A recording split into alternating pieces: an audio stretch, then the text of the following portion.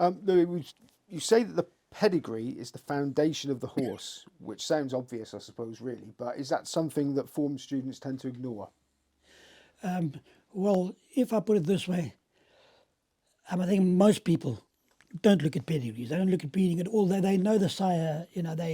Most people that you look at that follow racing, they know who the sire is, but they don't know anything about the dam or that particular mating. They don't know much more than that. And the whole racing industry does tend to follow, the stallions. The stallion is where they say the power is, but it's a lot deeper than that. Okay, now something I got from your website. You say the stallion is the soul of the stud and perpetuates the breed. Good stallions upgrade female lines and bad stallions dilute female lines. Now, is that a fact? I mean, are male genes dominant in breeding? Well, if you look at the thoroughbred genealogy, if I can call it, the whole genealogy is followed by the male lines, not by the female lines. The female lines are as important, but the main reason for that is a stallion can have 200 foals where a male can only have one. So you can't really follow what they do. To me, the mare is a carrier of those male lines, and if she carries those, she carries those male lines, and those male lines have a big influence in what she does as a broodmare. Absolutely, and I'll just come back and say something about that. But the stallion line is the most important. The broodmare, the way that I see it, is the broodmare is the well, and the stallion is the soul. If you get the right stallion for the right mare, and you get, you can breed for specifics. If you want to win the Derby, or you want a Guineas type, or you want to breed a sprinter, that's how you do it. You don't do it any other way by breeding to speed stallions only, or it doesn't work that way. You need to get the balance right, and it's another whole subject. Maybe in future, I might love to do something on that alone. Stallions. Why do some stallions produce classic winners and others don't? It's very easy to understand, but I need a lot of time for that. Okay, so how many horses would sort of buck their breeding and leave you scratching your head? How many horses would? Would buck their breeding and leave you scratching your head thinking, how did that breed a 1 mile 6 horse or something? You occasionally see that, but not as much breeding. But you will find a horse. I'll give you another example. It's the best way to explain it. You'll see a classic horse bred to a staying mare, and you'll get a sprinter, and that will beat you, because where does the speed come from? Many times I looked at, I think it was one of the big races in Australia. Now this year, one of the big Group 1 sprint. I looked at the pedigree and said, it's not a sprint pedigree, not at all. That's it's astonishing, but I can understand why, and I can see why. It's speed is a means to an end. There's no such thing as speed. Speed is a means to an end. It's what's speed. The best way to explain speed or to produce speed is to produce speed that stays. And speed that stays is what you want to breed. You win the Derbies, you win the Guineas, you win the Classics. Speed that stays, not pure sprinters. But it's all in the pedigree. It's all in, as I say, this is a subject that you need another whole time, so you can sit and show it by examples. What happens, and you can show where does the speed come from? I mean, if you take, I'll quickly say, if you take a horse like Northern Dancer, he didn't have a sprinter in his line, nothing. But how does he become to be this great classic stallion? It's there, but you need, I need to sit with examples and maybe deal with that on another day. Have you sort of noticed that certain stallions skip a generation, and so the next one is no good, and then the generation after that? They don't skip a generation. They, your stallion lines. The great breeder Federico Tessio said that all stallion lines come, and they will go for 3 to 4 generations maximum, and they will fall away, and new lines will come. So they don't fall away. You don't get stallions that fall away, but yeah, your powerful lines will continue and wane and continue, but they will go and they will form new branches with new lines and new stallions. It's it's another whole subject, but you don't normally get a stallion failing and then he gets a son that comes up again. You don't normally get that. He may produce. Every stallion can produce a decent horse if he goes to a mare that matches with him. It can happen, but it's normally it doesn't. Your good stallions, their lines perpetuate until they wane and they disappear. Yeah, I mean, the breeding lines can be traced right back to the year dot. It's Yes. 200 odd years. So Right how to the much four is, founder stallions. so how much is the theory in breeding changed in that time? Well, talking about change, what has happened was in the old days they bred. All the horses were bred mainly around distance, and that was the thinking. But in the modern times they've found the speed sources, if I may put it, and they've bred to these speeds, more and more to these speed sources, and I see some countries have reduced their derby distances to accommodate that. So that's how the breed has changed. They bred to more speed. Speed is necessary in every pedigree, but it's not. It's a means to an end. Speed is necessary, but you need more than just speed. And the British, I may say, have been guarded their assets very carefully. They've never tampered with their distances, and they just maintained their programs. And they are the best breeding region in the world because of that reason. Remember, you need the speed that stays, not the pure speed. You breed pure speed, you're breeding to an end. You need to maintain your, and like I said, the British have maintained that, and that's why they are so powerful. Okay, now you've mentioned previously in this interview that you seem to be like the go-to man in Newmarket when trainers or owners are looking for advice. But part of what you do for business is you offer consultations to trainers, breeders, potential buyers, etc. So, what if somebody comes to you and employs you? What do they get?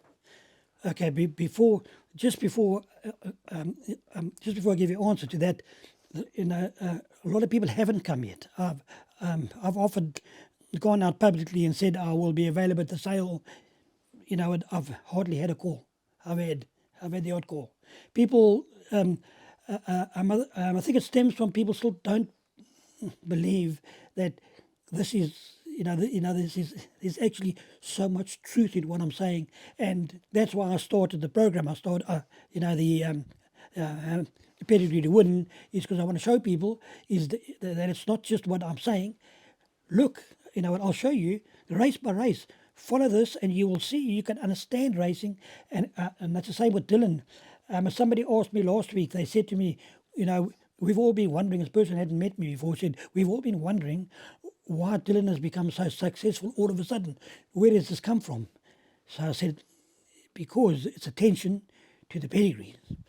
He's going to have a big season next year because he's buying the right type of horses. And just to get back, people have not yet. People haven't come yet, but there's an odd one that has been coming, but it hasn't happened yet. People are still waiting, watching, and seeing. They don't know, and I haven't done much marketing myself, so people probably don't even know that this, that Pedigree To Win is out there on the website, and they probably don't even know about it. So, but your second part of the question there was, what does your service offer if somebody does come to you for a consultation? There's various things. Offers. Let's start with horses in training. There might be an owner that's got, that's got a couple of horses in training and they're not showing any form, and he's invested quite a bit of money and he doesn't understand why his horse is not performing. I will then look at those horses for him, give him an assessment of what type of horse that is that he's got, and then recommend to him in what distance that horse should be running. Another horse might be sprinting, running 7 furlongs, but it shouldn't. It should be running 12 furlongs. So you can't go through that process of 5 furlongs, 6 furlongs, 7 furlongs, 8 furlongs. By the time you get to where you want to get, you've ruined the horse. So you need to know up front, what are you buying? What are you sitting with? What is the problem with the horse? Why is my horse struggling? I spent so much money on it. Is because, I'll be able to tell him that, well, you've either bought the wrong horse or your horse is bred to be a 12 furlong horse. Put it over 12 furlongs, you'll see the difference immediately. That's the kind of thing that I offer. Broodmares, I will look at broodmares. Broodmares is another whole, there was a big broodmare sale that just took place now in Newmarket. I didn't get one request from anybody to come and give them an opinion on a, they might have a selection of broodmares they want to buy, especially on in the, what do you call the classic section, they have it's got a name, in the scepter sessions. I mean, you're going to spend huge money on broodmares. They're going to pay a lot of money for those horses, £1 million plus. The value that I could offer there is phenomenal, because race filly and a broodmare, two different things. Might be a great race filly, but not fit to be a broodmare. So that's the kind of advice I could offer there. Stallion choices, again, reading the stallion, give them advice. As I said to you earlier, when I'm reading pedigrees in Hong Kong or in Australia, I don't have time to go and look at those stallions' stats to see what they've done. I can look at a stallion, within 5 seconds I can tell you yes or no. One of the stud farms asked me about 2 months ago, they just bought a new stallion, and I looked at the stallion and I told them why. Yes, you have a very good chance of making it with a stallion, and but I gave them the reasons why. That's the kind of service I offer. Okay, now we've already mentioned Dylan, your son, who's now training here at Phantom House in Newmarket. Do you have a type of horse you look for when you're trying to source horses for Dylan? My type of horse that I look for is your Guineas Derby type horse, if I can put it that way. I look for the horses with good pedigrees. Dylan came to me last year when I started buying him horses, and he said to me, "Dad, you can't just keep buying me these classic horses and these Guineas type horses. I need some sprinters that will come out early and win a race, and even if they don't win again, it doesn't matter." I said, "No, Dylan, that's in the long term, that's not the kind of horse you want to train. You want to train the horses that will win you decent races, will be worth money." And that's the field you should be looking on, the classic type horses. We went out and we bought a few sprinters for him to just get him to get a few winners coming out, and then I'll then he also uses Jordan to buy him some horses in training to just get the winners going, so people don't forget that he's trying to build up while he's got these horses coming through. Like the one that ran on Friday night, they take time, but winners are still coming. So so he stays relevant. But I look for the more classic Derby type, deep horses you can find value. Everything I do, I always try and find value. Okay, and the final question, and potentially the £1 million question: is it possible to buy a relatively cheap horse and win which can become a group class or even win a classic? Absolutely. I'll say it 3 times. When Dylan started, the first 2 horses that I bought him, was Expressionist. He's unfortunately injured, but he came and won 2 races like a real superstar. Silver Sword, which is group, ran second in a group 2, cost £10,000. Back in South Africa, I bought horses that that cost me a few £100 that have won Group 1s, several Group 1s. I've done that several times. It's not easy. I had a guy that came to me in Australia one day. He's dead now, a German guy, and he said to me, "I've bought my horses at the sale, but I'm coming to you and I'm asking you, find me one cheap horse that I can win a group race with." And as I said, "I've got one for you." And I took him, I showed him the horse. I think he paid $10,000 for it. And that horse went on to win a Group 2. And it was a very good horse. It just, unfortunately, wasn't very big. It was a smallish type horse. But absolutely, to answer your question, if Dylan will tell you, if you speak to Dylan, how many times I've put a horse down for Dylan and told him, "Go and buy that. That'll win you a Group 1." He'll do it. I've bought him horses. I've bred him horses to win Group 1s. It's possible. Very possible. Very, very simple. Just understand what you buy. Okay, Luiz Cunha, Pedigree To Win. Thank you very much. Pleasure. Thank you.